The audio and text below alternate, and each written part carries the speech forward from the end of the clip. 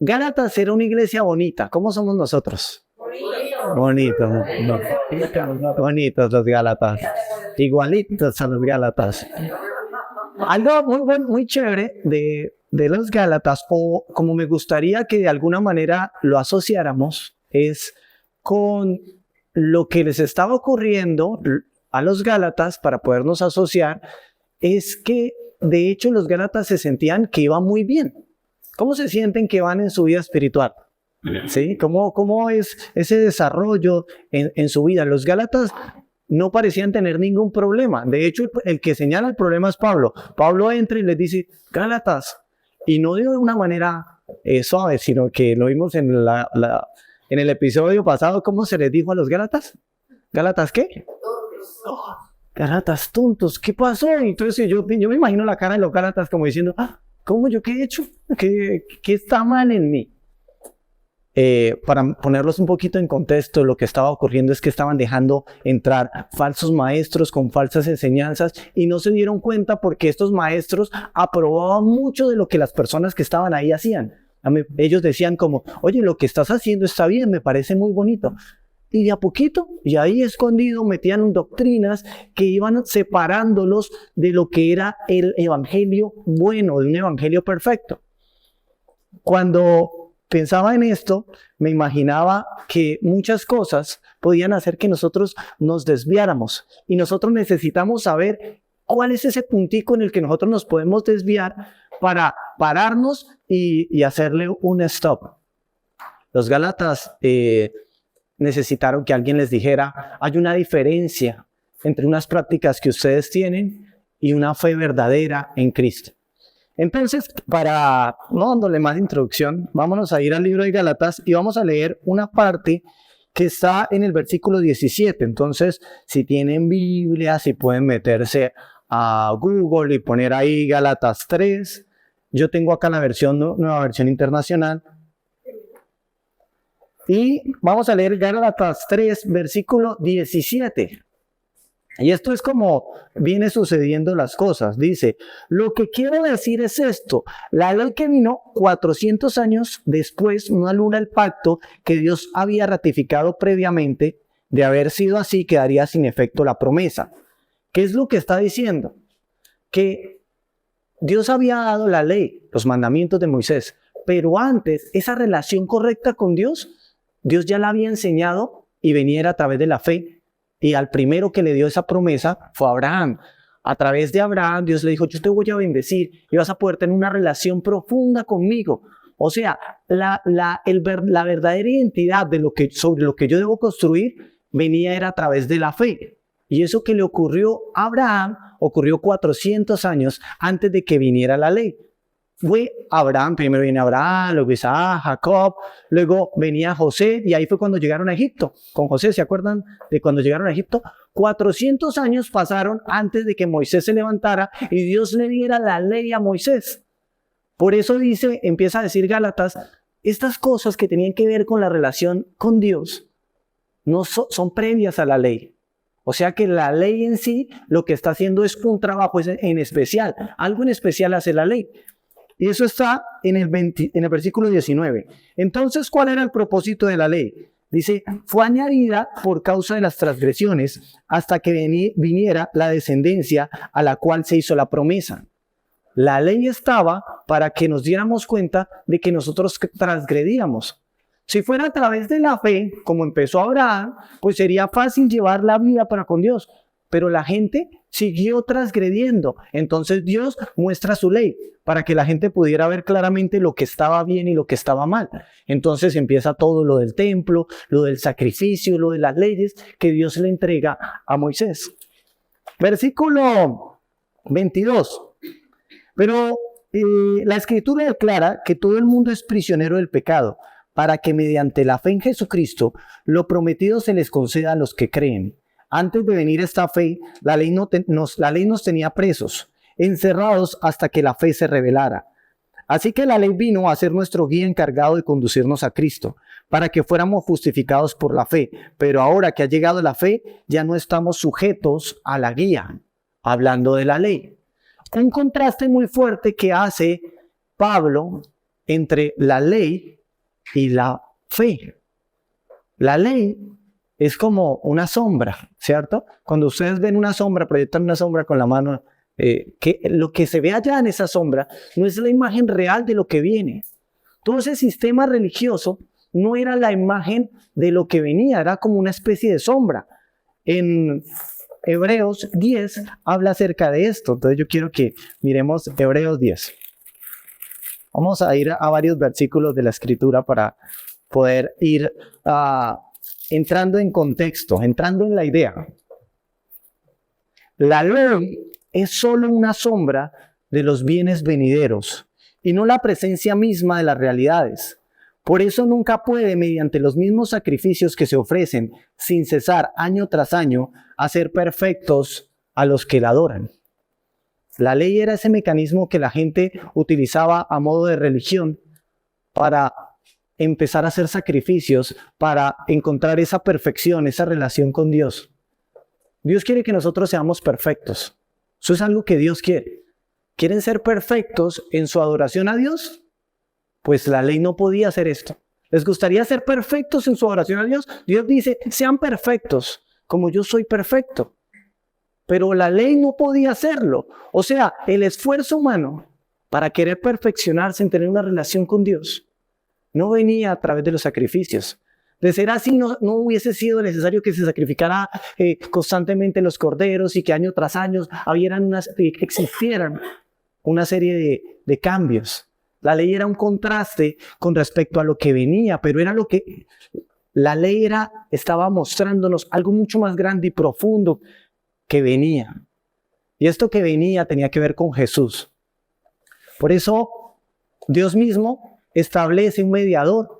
Y todo este capítulo habla acerca de promesas, de un mediador, de un pacto. Pero es necesario que entendamos qué implicaba ese pacto antiguo y qué implicaba el pacto nuevo.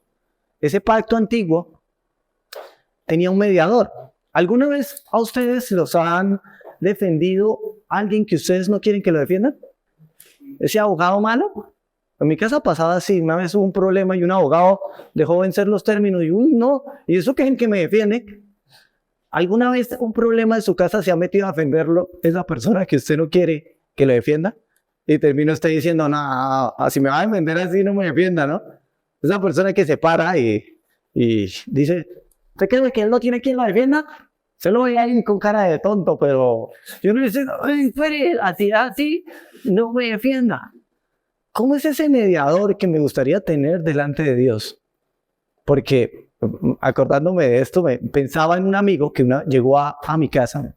Llega asustado porque lo acaban de cerrar un carro, le iba en la moto y decía, Fernando, yo iba súper bien en mi carril, no le creo, pero digo, yo iba súper bien en mi carril cuando de repente un carro llegó y me cerró. Entonces el muchacho pues todavía no tiene una relación con Dios, entonces le gritó algo al del carro, no muy bonito, así que el del carro frenó y paró y atravesó el carro. Entonces él también, pues yo me bajé de la moto, me dijo, yo me bajé de la moto y me paré. Pero resulta que llegaron dos personas en moto y cerraron al del carro y una de ellas estaba armada.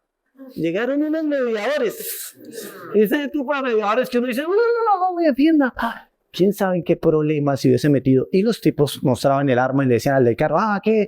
¿Va a echar el carro el de la moto? ¿Qué cree? ¿Que él está solo? Pues él nos tiene a nosotros. Y el tipo, pero el muchacho decía, ¿quiénes son estos? Lo que sucedía con la ley era que la manera en cómo se mediaba era imperfecta. La gente iba donde el sacerdote para que el sacerdote se parara delante de Dios y dijera, Dios no nos castigue, yo voy a traer una ofrenda, pero no castigue al pueblo. Pero este sacerdote siempre resultó imperfecto, porque terminaba haciendo pecados peores que los que hacía el pueblo. Entonces siempre tenía que hacer dos cosas. La primera, hacer un sacrificio por el pecado de él. Y luego hacer un sacrificio por el pecado de todo el pueblo. Pero esto solo era una imagen, una sombra. Ese sacerdote solo significaba la sombra de lo que Dios quería que yo entendiera. Y era un sacerdocio santo, puro y perfecto. Un sacerdocio que no dependiera de nosotros. O sea, no un sacerdote terrenal, sino que iba a venir Dios mismo a convertirse en nuestro sacerdote. Entonces Dios mismo se convierte en nuestro mediador. Este mediador ya no es con respecto a la ley, sino ahora es con respecto a la fe. Ya no es con respecto a la sombra, sino a la realidad misma de lo que nosotros podemos disfrutar. Y este mediador no tenía pecado. Era un mediador perfecto. Y al ser un mediador perfecto tenía las palabras ideales para pararse delante de Dios. Es ese tipo de mediador que uno dice, yo sí quiero que me defienda. Es ese tipo de persona que usted lo escucha y dice, uy, si voy a contratar a alguien, contrate a ese abogado. Jesucristo mismo es el verbo de Dios. Así que se para delante de Dios y dice, Dios, perdónalos porque ellos no saben lo que hacen. Y sabe decirle lo que yo necesito decirle a Dios. Porque a veces ni siquiera sé cómo decirle a Dios, Dios, perdóneme, pero Jesucristo sí sabe cómo hacer y acercarse delante de Dios. Y cuando Dios ve a Jesucristo, ve su santidad y dice, estoy muy contento con lo que Él me viene a decir, entonces te pone también al mismo tiempo contento conmigo. No solamente Dios me regala un mediador que sí puede llevarme a una relación profunda que tiene que ver con la fe y ya no con la ley, sino también me regala un sacrificio, una ofrenda. ¿Qué es más fácil? ¿Hoy cuándo es el Día del Hombre? Hoy. ¿Uy? ¿Cómo así? Uy, ¿eso existe? ¿Qué es más fácil? ¿Darle regalos a los hombres o a las mujeres? ¿Encontrar el regalo ideal para el hombre o el regalo ideal para las mujeres? Claro, las chicas dicen, para el hombre es más difícil, al contrario. No sé. ¿Es difícil encontrar un regalo ideal para ustedes? O sea, que alguien llegue con un regalo y me pegó. Tan chévere que es poder destapar un regalo y uno decir, ¡oh, lo que yo estaba esperando! Pero por lo general, ¿qué llega? Esa camiseta de ese color. Y usted la destapa y ¡oh! ¡Ay, es verde con amarillo y rojo! Y atrás dice equipo de fútbol de no sé qué. Y uno dice, pero a mí me gusta el básquet, ¿no? ¿Por qué llegó esto? Qué bueno que digan, pero la puedes cambiar. Ah, es bueno, listo. A mí me gusta poder escogerlo, pero sería ideal que llegaran con el regalo perfecto. Pero ¿qué le regala uno a alguien que tiene todo? ¿Qué podría uno llevarle a Dios de ofrenda por mi pecado? ¿Cómo podría presentarme delante de Dios a decirle, Señor? Saben que mi mamá ya partió para el cielo hace como 20 años, pero ella solía decirme, a mí no me regale, eso es bien santandereana, no, a mí no me regale que la olla, que el juego de ollas, que la licuadora, que esa sanduchera, que para que le salga, ¿cierto? Ella decía, yo quiero, no cualquier regalo me sirve. Y a nosotros, los que somos padres, no cualquier cosa podría excusar al hijo de las cosas que hace mal. Si un hijo se extravía y él me dijera, papá, ahí le tengo un regalo, uno le diría, hijo, yo prefiero que tú te portes bien. Para mí es más importante que tú estés bien y eso tiene relación con cómo te comportas. Tu obediencia es más importante. Y para Dios es así, porque era más importante la obediencia que los sacrificios. ¿Cómo se hacía la ley? Bueno, la gente cogía un corderito y si pecaba, él llevaba al corderito y decía, yo no quiero morir, que el cordero muera por mis pecados. Y mataba al corderito, y el corderito, ¿qué culpa?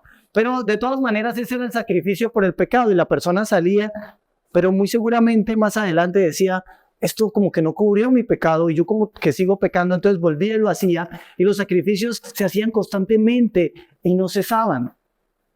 ¿Qué será lo que quiere Dios?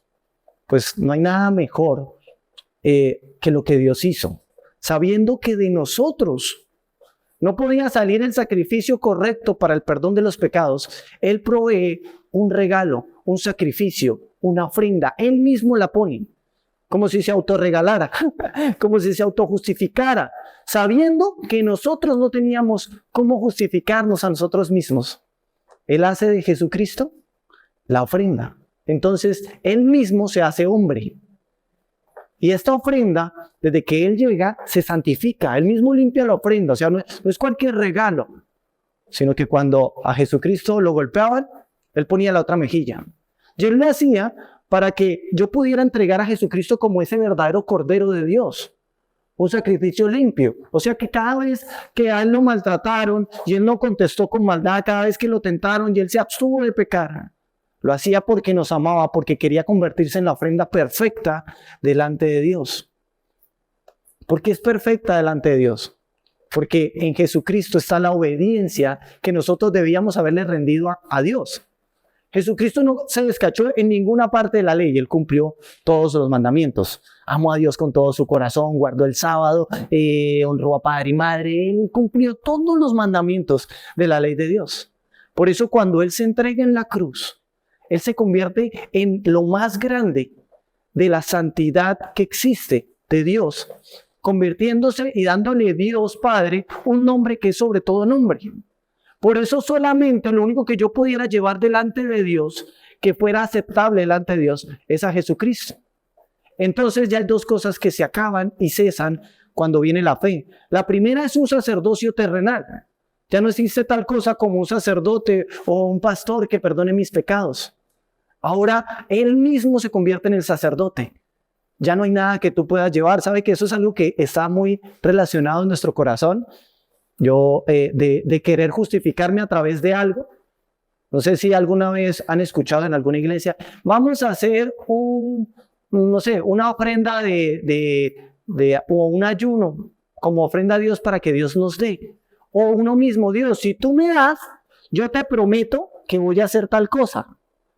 Yo he escuchado mucho eso últimamente. Una amiga dice, voy a pagar una promesa. ¿Qué es eso de pagar una promesa? Yo voy a llevar algo para que Dios me perdone o me dé. Hago un pacto, yo voy a pactar, voy a darle tanta plata a Dios a ver si Dios me la devuelve. Pero eso ya se acabó. Y eso se cesó con la ley porque ahora viene la fe. Se acabaron entonces el mediador y se acabó la ofrenda. Porque Jesucristo, ahora no se acabó, se le dio el verdadero significado. Porque ahora sí viene el verdadero mediador y la verdadera ofrenda. Esta ofrenda es santa, es pura, sabe cómo presentarse delante de Dios. Y no se presenta a Dios de cualquier forma. ¿Entienden? Dice que lo terrenal es sombra de lo celestial. ¿Qué quiere decir esto? Que en el cielo también hay un templo. En la tierra había un templo. ¿Se acuerdan el templo de Salomón? El templo que había acá en Israel. El muro de los lamentos, donde la gente va y pone un papelito. Eso era una parte del templo. El templo tenía un lugar santo y un lugar santísimo. En el cielo también hay un templo. Y en el libro de Isaías describe algo espectacular acerca de la presencia de Dios. Dice que Isaías mismo vio la presencia de Dios. Entonces, ¿qué observó Isaías? Dice que vio a Jesús, al Padre, a Dios, sentado en el templo. Dice que las orlas del vestido cubrían todo el templo. Dice que habían unos ángeles especiales al lado de él. No todos los ángeles estaban ahí. Dice que eran unos ángeles que tenían 3 pares de alas. Con 2 volaban, con 2 tapaban su rostro y con 2 sus pies. Algunos teólogos dicen es que en la presencia y en la santidad de Dios, en la pureza de Dios, no puede habitar cualquier ser. Y aún esos mismos ángeles tienen que tapar su rostro. Eso dicen algunos teólogos. Lo que sí podemos saber es que esos ángeles repiten a una sola voz esto: Santo, santo, santo. Y cuando hace eso, las columnas del templo en el cielo se estremecen, tiemblan. El temblor de qué días, ¿no? Tremendo que allá tenemos un ventanal en la casa para vivir los 2 cuartos, y cuando tembló, eso se sacudió y empezaba a sonar. ¿Cómo será en el cielo cuando esos ángeles repiten santo, santo, santo? En las columnas del templo de los cielos se estremecen. Son poderosos estos ángeles.